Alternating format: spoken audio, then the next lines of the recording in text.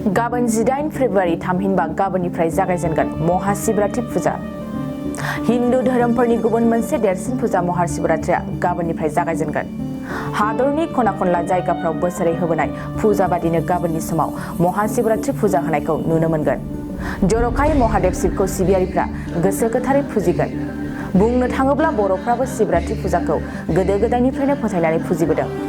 नखरनि गोजोन खौसेथि, संसार जानाय, सोलोंथाइ बायदिखौ नोजोर होनानै गाबोननि समाव फरायसानिफ्राय लानानै संसार जानाय बैसोगोरा सुबुंफ्रा फुल प्रसाद होनानै सिबिनायखौ नुनो मोनगोन।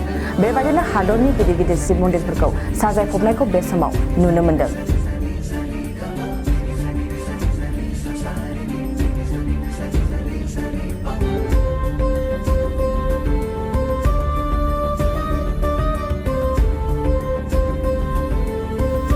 गाबोन 18 फेब्रुवारि थामहिनबा गाबोननिफ्राय जागायजेनगोन महाशिवरात्रि फुजा।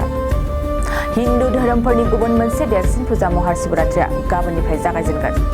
हादरनि खना खनला जायगाफ्राव बोसोरै होबोनाय फुजा बादिनो गाबोननि समाव महाशिवरात्रि फुजा होनायखौ नुनो मोनगोन। जरखायै महादेव शिवखौ सिबियारिफ्रा गोसो गोथारै फुजिगोन।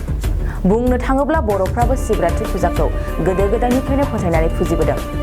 नखरनि गोजोन खौसेथि, संसार जानाय, सोलोंथाइ बायदिखौ नोजोर होनानै गाबोननि समाव फरायसानिफ्राय लानानै संसार जानाय बैसोगोरा सुबुंफ्रा फुल प्रसाद होनानै सिबिनायखौ नुनो मोनगोन। बेबायदिनो हादरनि गिदिर गिदिर शिब मन्दिरफोरखौ साजायफबनायखौ बे समाव नुनो मोनदों।